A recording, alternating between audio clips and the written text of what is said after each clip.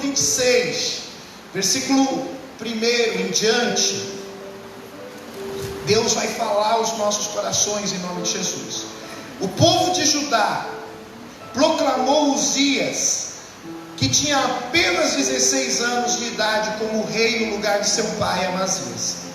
E o primeiro ato dele, eu estou lendo na linguagem atual, tá? Na linguagem de hoje.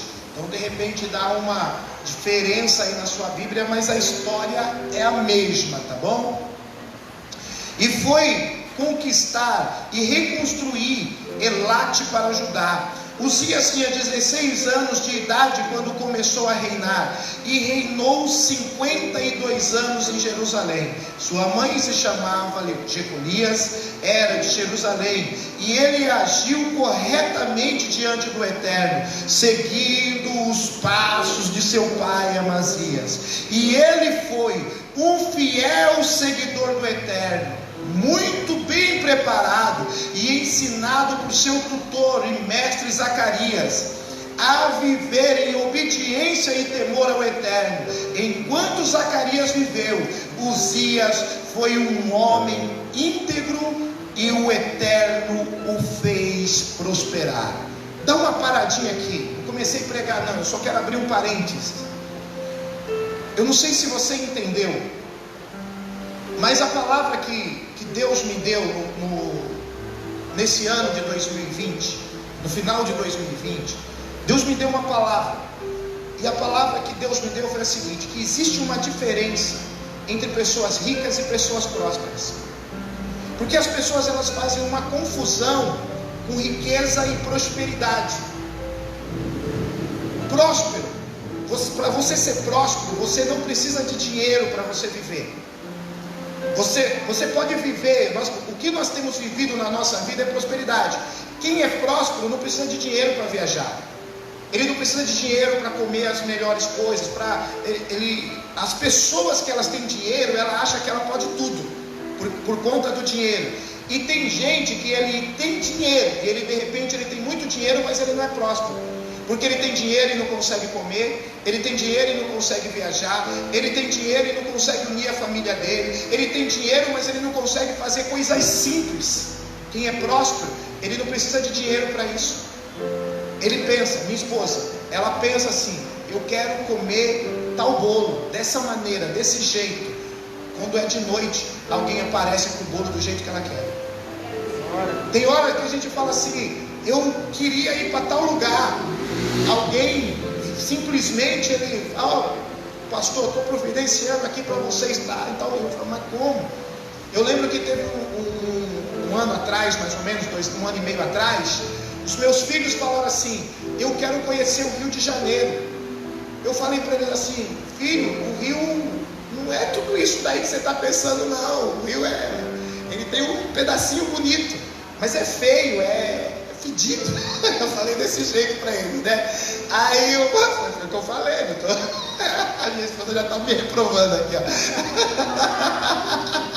Falo, deve ter algum carioca aí, vai bater no pastor. Aí eu falei desse jeito para eles. Eles falaram assim para mim: mas pai, eu quero conhecer. Eu falei, tranquilo. Passou 2 dias, o pastor me liga e ele fala para mim assim: pastor, quanto é para eu te trazer para o senhor fazer uma conferência aqui no Rio de Janeiro? Eu peguei e falei assim: não, meu querido, não é nada não, é só você faz aquilo que Deus colocar no seu coração, eu vou aí. Ele falou assim: vem o senhor e sua família, é tudo por nossa conta. Irmãos, eles nos abençoaram em tudo. E eu falei para os meus filhos assim: Deus ouviu o desejo do coração de vocês. Só que nós não entendemos esse feeling daquilo que Deus pode e Ele vai fazer. Por quê? Porque nós não entendemos o principal. Pastor, olha o que o texto vai dizer: que esse menino ele tinha 16 anos e Deus o fez prosperar. Deus não enriqueceu, Deus o fez prosperar, que é diferente. Ele tinha dinheiro, ele tinha riqueza, ele tinha muitas coisas, mas ele viveu tudo em abundância, porque Deus dava para ele. Sabe por quê? Porque ele tinha um tutor, um pastor, um sacerdote, E o texto vai dizer assim: durante todos os dias da vida dele, ele ouviu, ele seguiu o sacerdote, ele ouviu o pastor dele, e porque ele era capaz de ouvir o pastor, Deus o fazia prosperar. Se você quiser, escuta o que eu estou falando para você em nome do Senhor Jesus. Eu sei que Deus nos trouxe aqui como autoridade dos céus. Escuta o que eu estou falando, não comecei a pregar não, eu estou falando para você como autoridade do céu. Você quer vencer em 2021? Ouça a sua liderança. Nós estamos vivendo um momento muito complicado no Brasil e no mundo, porque é o momento dos desigrejados, que as pessoas dizem assim: não precisa de ir para a igreja não precisa de ouvir pastor não, para você poder vencer na vida, você pode vencer de qualquer jeito. E as pessoas estão seguindo pastores na internet, que ele nem conhece, não sabe quem é, não tem vivência, não tem tutano, para dizer assim: ó, o meu pastor é assim, porque a gente aprende no dia a dia, pastor, a gente se conhece no dia a dia, e as pessoas estão trocando pastores dele, que ele conhece no dia a dia, homens de Deus, pessoas de oração, por pessoas que ele nem sequer conhece, porque eles estão seguindo a fama, e lá nos bastidores só Deus sabe o que essas pessoas estão aprontando, só Deus sabe quem tem sido essas pessoas, e por isso elas não prosperam. O primeiro passo para você prosperar é seguir o teu pastor, a tua igreja, a tua liderança. E eu estou dizendo para você, da mesma forma que esse menino prosperou, que ele viveu o melhor de Deus, eu estou dizendo para você, 2021 não vai ter nada que vai impedir você. Se você aprender a andar em obediência, você vai ver milagres em tudo aquilo que você fizer, você vai prosperar em tudo aquilo que você fizer. Onde você colocar a palma nas suas mãos, a planta dos seus pés, você vai viver os milagres de Deus, em o nome do Senhor Jesus. Aplauda Ele bem forte. Aleluia. Mas presta atenção aqui, ó. E ele enfrentou os filisteus. Olha a prosperidade desse homem. E ele enfrentou os filisteus e derrubou os muros de Gate, de Jebim e Asdote, e também construiu cidades próximas a Asdodes e outras regiões, e no território dos filisteus, e ajudou em suas guerras contra os filisteus, os árabes de Gur-Baal e os menonitas, os amonitas, e também pagavam tributo a Uzias. A fama dele se espalhou até o Egito, e ele se tornou muito poderoso. Uzias construiu torres de defesa de Jerusalém, na porta das esquinas, na porta do vale, na esquina dos muros, construiu torres e cavou cisternas no interior, e ele possuía muito gado nos vales, nas planícies, e também trabalhadores nas suas lavouras e nas suas vinhas, nas colinas e dos campos férteis, pois gostava muito da agricultura.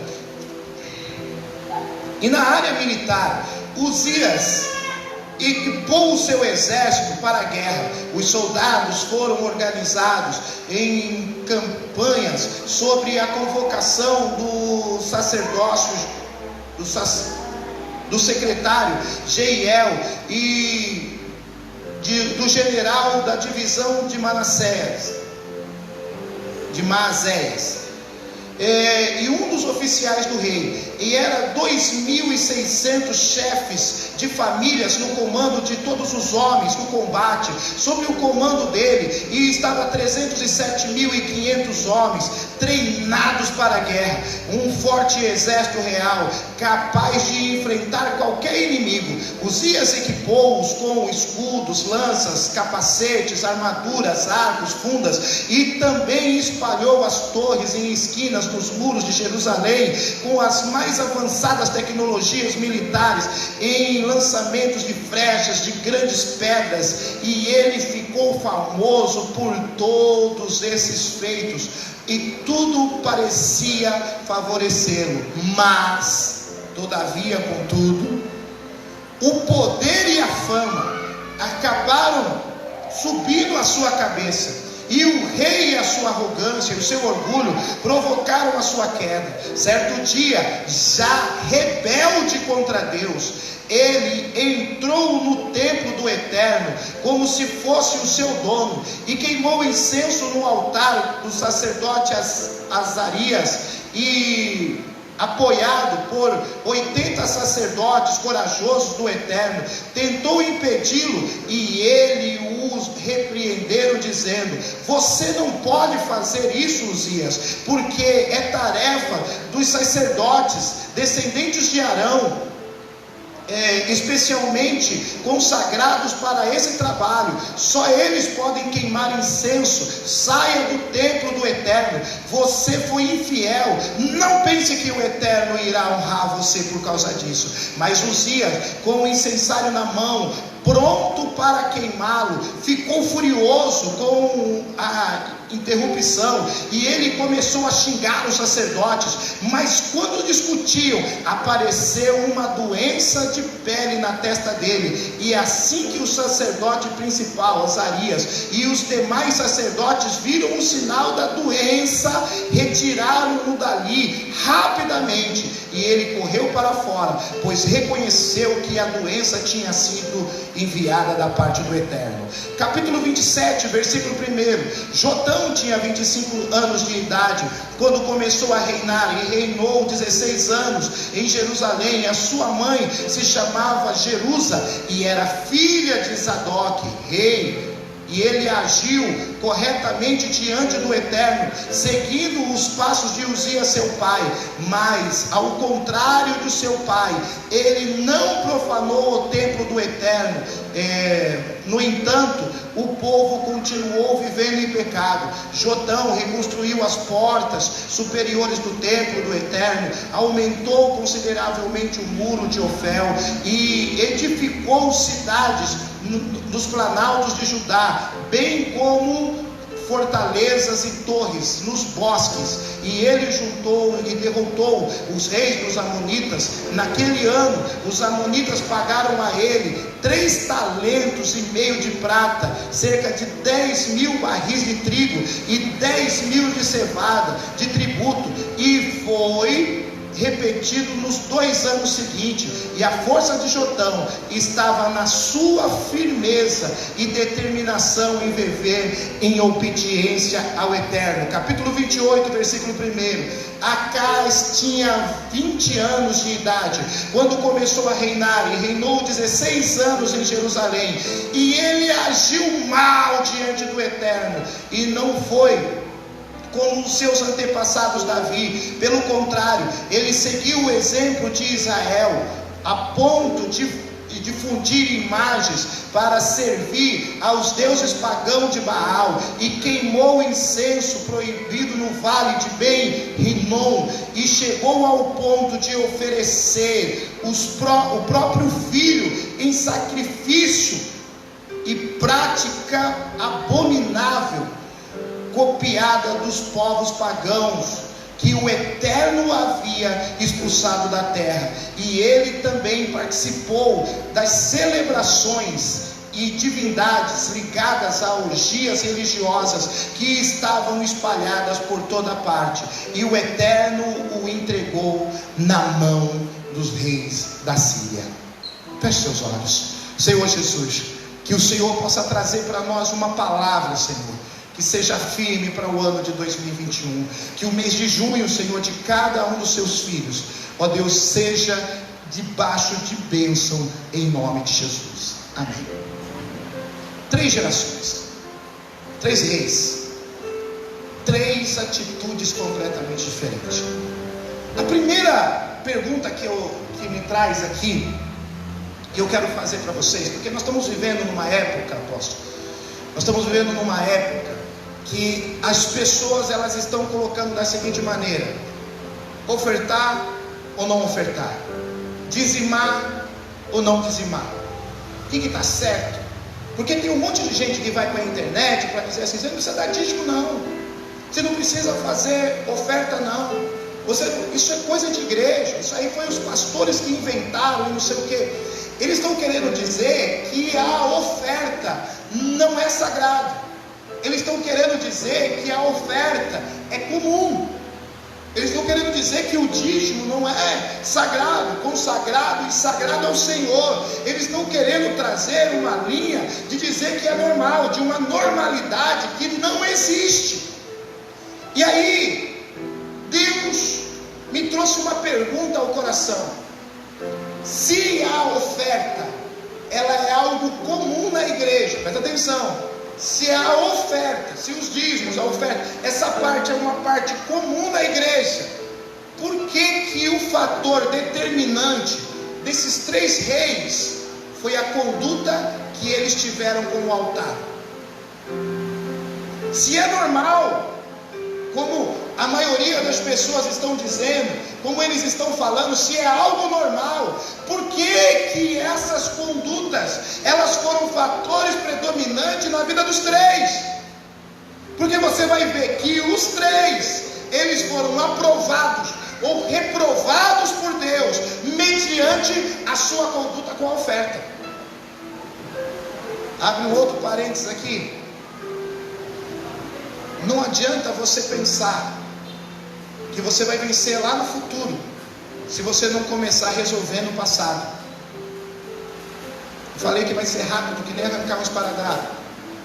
Não adianta você dizer, eu vou vencer 2021, eu vou alcançar o tremendo em 2021. Começa lá para o seu passado. Tem gente que ele passou 2020 brincando com Deus. Eu não conheço você. Eu vim aqui para trazer a palavra de Deus que funciona. Eu quero que você viva o 2021 abençoado, do jeito que Deus quer te abençoar. Mas não adianta eu dizer aqui, chegar aqui e dizer para você, vai ser tudo espetáculo, vai ser tudo lindo, se as suas condutas não mudarem. Porque tem pessoas que eles estão brincando com o altar, eles estão vindo aqui trazendo um dízimo mentiroso, anotando no envelope dizendo que aquilo é dízimo, e aquilo não é dízimo. Porque o que é dízimo? É 10% daquilo que você ganha, daquilo que passa pela sua mão. Se não for 10%, não é dízimo. Tem gente que pegando metade daquilo que ele ganha, e ele está trazendo um altar, e ele está dizendo, Deus vai me fazer vencer. Opa! Conserta primeiro. Começa consertando primeiro. Porque a tua conduta com o altar vai determinar quem você é. A tua conduta com o altar vai determinar aquilo que Deus tem para você. E você precisa, em primeiro lugar, entender isso. Isso tem que ser de fato real no seu coração. Por quê? Porque você tem que entender, porque o que a Bíblia fala? A Bíblia diz o seguinte: quando você for trazer uma oferta, lembra se você tem alguma coisa com o teu irmão.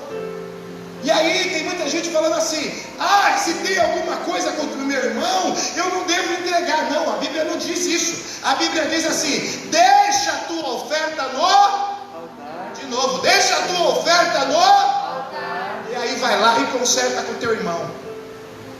Talvez a primeira parte até você fez. Você trouxe a oferta, você é fiel nessa parte, trouxe no altar, mas já voltou lá para consertar com o seu irmão? Você trouxe aquela rixa lá do ano velho e está dizendo, eu vou vencer no ano novo. Eu sei que é duro, mas a primeira palavra é isso, perdoa. E não é perdoa chegando lá para a pessoa e falar assim, eu sei que foi você que pecou comigo, mas eu sou crente, eu vim aqui resolver com você. Não é assim não. Eu decido, irmãos. Eu pensei que eu nunca ia sentir isso na minha vida. Eu pensei que eu nunca ia sentir isso. Saiu uma turma da igreja e começou a falar mal de mim, inventando história. Para você ter uma ideia, que essa turma tão perversa, eles tiveram a coragem de ir na casa da minha mãe, convidar minha mãe para ir na igreja deles. Aí um dia eles ligaram para minha mãe, gente. Eles ligaram para ela e falaram assim, uma desculpa, né? A minha mãe está querendo ver a senhora, não sei o que, eu vou ir na sua casa. Mas eles queriam ir lá para minar a mente da minha mãe, gente. gente, olha que coisa, com perversidade. Aí eu peguei e falei, deixa aí, mãe. Eu falei, deixa aí. E quando eles chegarem aí, eu chego atrás. E aí eu quero ver se eles vão ter coragem de olhar no meu olho mesmo. Irmãos, me conhecem. Eles viram um dia lá no Facebook que eu estava no outro estado. E foram para a casa da minha mãe para falar mal de mim, para falar mal da igreja, para convidar minha mãe para... Aquilo me deu um ódio tão grande. E eu fiquei com ódio desse povo, porque eles começaram a ir para a casa de outras pessoas. Eles não tinham intenção simplesmente de levar as pessoas para a igreja, eles tinham a intenção de matar essas pessoas. E aquilo foi crescendo no meu coração. E um dia eu entendi que aquilo estava me atrapalhando. E eu, na sala da minha casa, eu comecei a orar. E na minha oração eu falava assim: eu decido que eu não tenho mais raiva dessas pessoas, eu decido que eu os amo em nome de Jesus, eu decido abençoar, eu decido, e fui falando dessa maneira, e aquilo foi saindo do meu coração. E eu falei comigo mesmo: não tenho mais nada contra eles. No outro dia, aonde o camarada para o carro? Na frente do meu portão, bispo. E quando eu olhei para ele, eu falei: é agora. E eu fui lá e falei assim: fulano, eu te amo.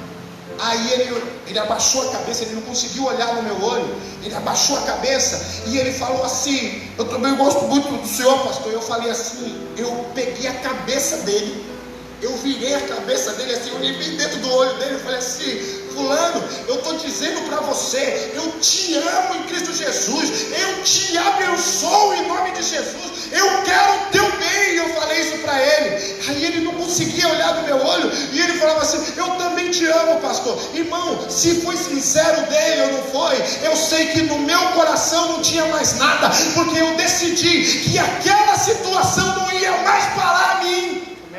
É isso que você precisa decidir, que no ano de 2021, as situações de 2020, aquele que te ofendeu, que te magoou, que te chateou, que foi mal com você, ele não vai te parar no ano de 2021, porque você vai liberar perdão em nome do Senhor Jesus, você vai abençoar a vida dele em nome de Jesus, e decide que esse mal não atinge você.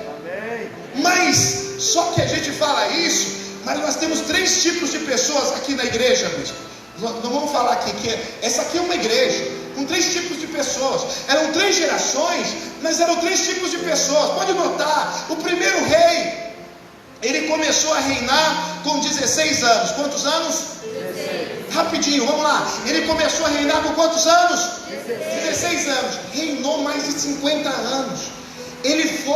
Ele aprendeu com o sacerdote a andar com Deus, ele aprendeu com o sacerdote a viver as coisas de Deus, e porque ele aprendeu a dar respeito, a respeitar, a caminhar nas coisas de Deus, Deus o prosperou de uma forma abundante. O exército dele era o maior e o melhor.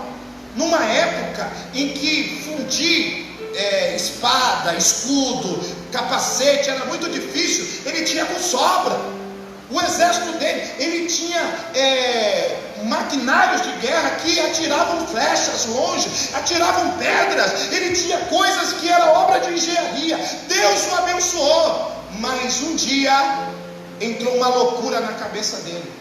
Tem gente que é assim, tem gente que começou no caminho de Deus, e um dia entrou uma loucura na cabeça dele, e ele falou assim: eu vou oferecer sacrifício no lugar do sacerdote. E o sacerdote entrou no templo junto com os discípulos dele e falou: não, o senhor não pode fazer isso, o senhor não pode fazer. E foram colocar para fora. Ele começou a xingar os sacerdotes, ele começou a brigar com os sacerdotes e falou: não, eu vou oferecer sacrifício porque eu sei que eu posso.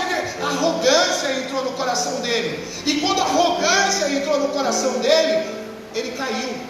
Diz que uma lepra entrou, começou na testa dele e já foi tomando parte do corpo dele na mesma hora. Sabe o que significa isso? Significa as pessoas que começaram na igreja e elas começaram muito bem, mas talvez lá no ano de 2020, talvez entrou uma loucura na sua cabeça, porque alguém de repente começou a achar que poderia isso, que poderia aquilo. E eu falo que a maior loucura que pode haver na vida de uma pessoa é a pessoa achar que ele pode vencer sem Deus. O que é uma loucura? É quando a pessoa ela começa a falar assim: eu não preciso ir para a igreja não, para eu poder receber e alcançar as coisas que não, agora eu vou lá só na ceia, agora eu vou fazer célula não, agora eu não vou fazer as coisas. E a pessoa ela vai parando, entra uma loucura na cabeça da pessoa e ele acha que ele pode vencer sozinho. Foi isso que esse cara fez, bispo. Ele achou que ele poderia ser sacerdote da própria vida. Tem gente que está cometendo essa loucura. Ele acha que ele pode ser sacerdote da vida dele, e tem lepras entrando nas famílias, porque as pessoas eles acham que eles podem ser sacerdote da própria vida. Acorda! Você precisa de um pastor, você precisa de alguém para profetizar sobre você, para te dar conduta de vida.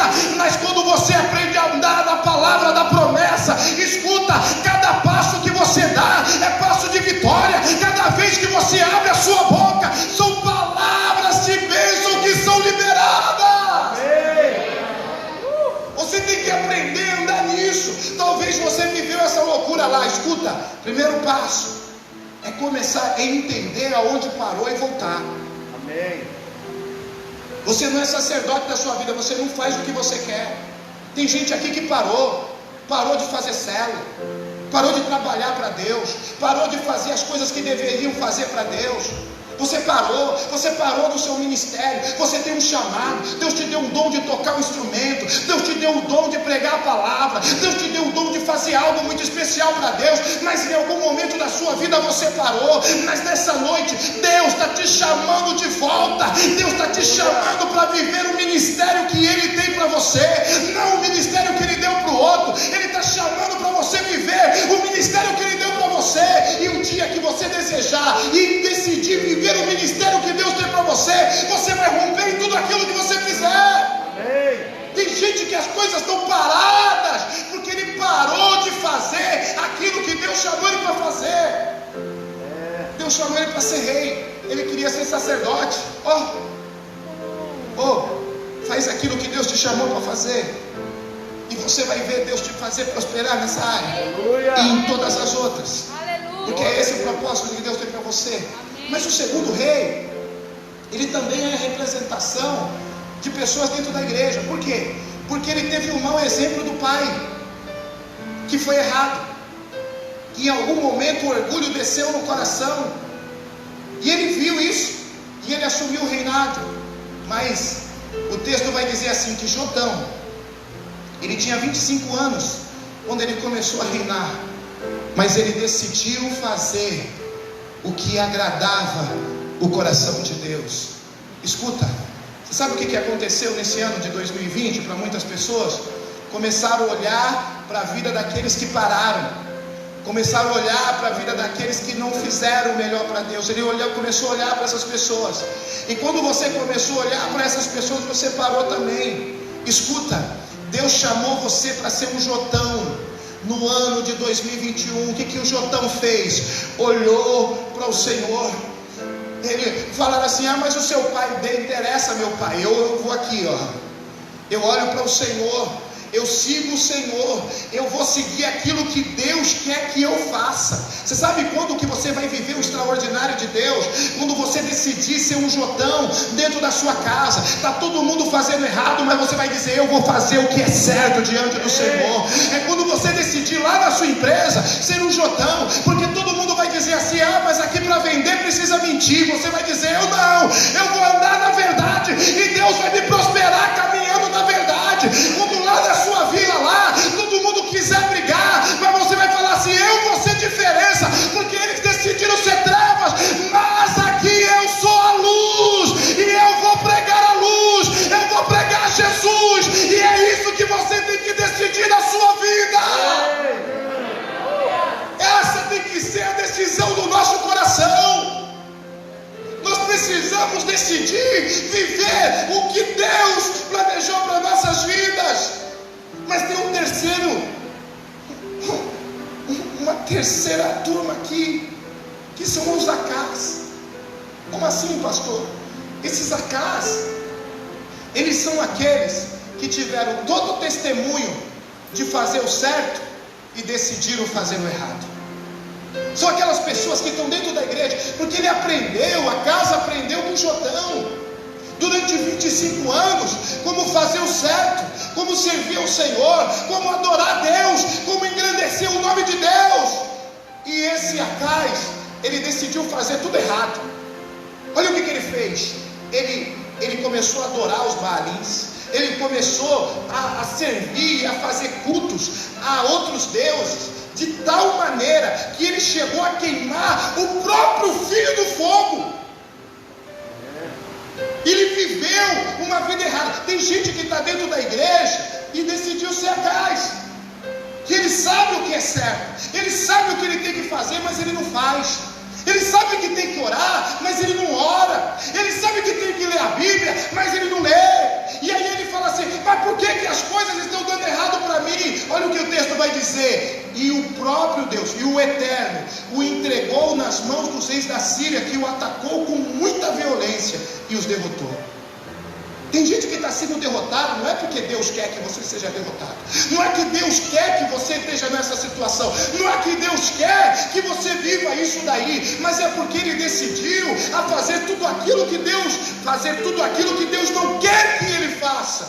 Mas Deus nos chamou aqui para esses 12 dias, para nós decidirmos em que ponto que nós queremos estar, em que ponto que você quer estar. Você quer em algum momento viver uma loucura na sua vida?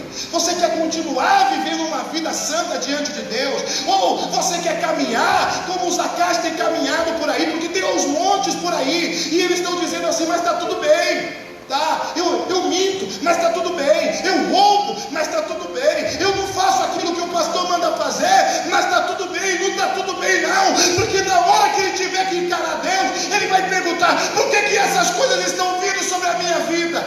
Mas Deus não quer você aí.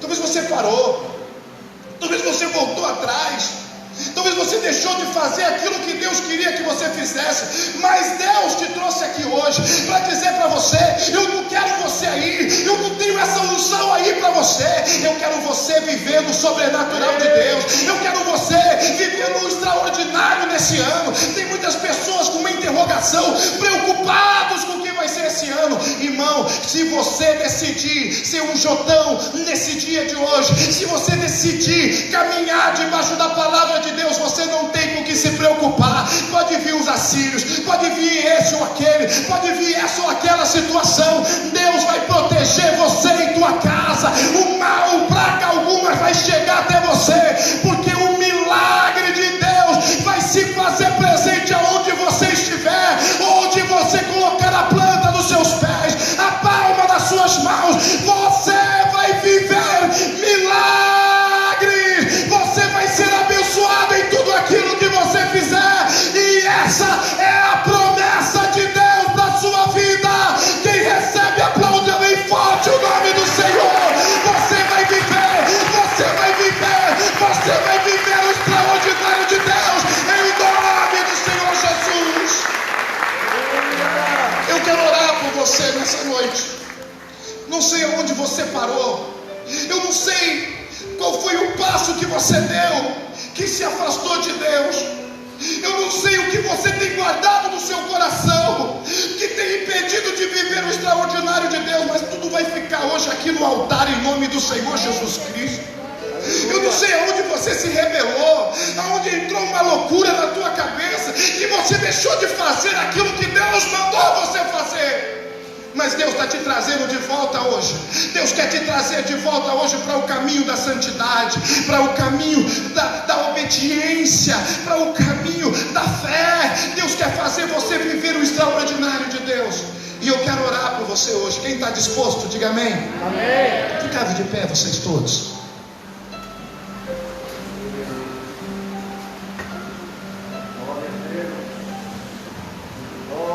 Aleluia.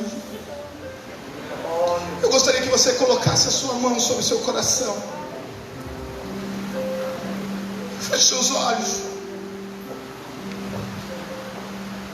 Quantas coisas te fizeram parar? Talvez você está aqui hoje e alguém falou uma palavra que te desagradou. Alguém falou uma palavra que você não aprovou e isso foi o suficiente para fazer você parar. Talvez alguma coisa não saiu da sua vida do jeito que você gostaria que saísse e você parou.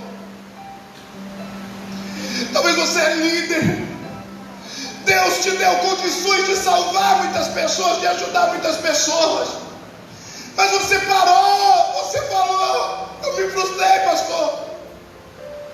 Eu fazia célula, eu orava pelas pessoas, mas apareceram pessoas ingratas no meu caminho e eu parei. Talvez você está aqui, você perdeu sua família, atingiram você no seu casamento, você foi traído por pessoas que você amava, mas Deus está dizendo para você que Ele não quer você aí. E talvez hoje a tristeza tome conta do seu coração, a tristeza tem tomado conta da sua vida, mas o Espírito Santo de Deus está dizendo para você: eu não quero você aí, eu não quero você aí. Ei, pela bassuriei, pela becombenai, ei, pela bessuriam, belá, Ele não quer você aí. O Espírito Santo de Deus não quer você aí. Ele quer que você seja capaz de se levantar hoje para viver tudo aquilo que Deus planejou para você. Mas você parou para olhar outras pessoas, você parou para olhar a vida de outros que pararam, mas o Espírito Santo quer te trazer de volta. Feche seus olhos. Nós vamos adorar o Senhor nesse momento. E você tem a chance hoje de entrar diante de Deus e o Espírito de Deus falar com você. Mas no momento que eu falar para você orar, abra sua boca e comece a clamar. Fala: Deus, eu quero viver, Senhor.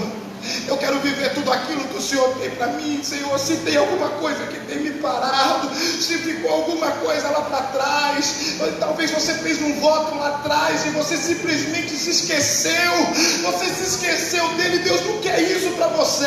Ele vai te trazer de volta a lembrança, porque Ele quer ver você avançando. Ele não quer ver você parado. Ele não quer que Satanás tenha nenhum argumento contra você, porque o que Ele quer te entregar é extraordinário.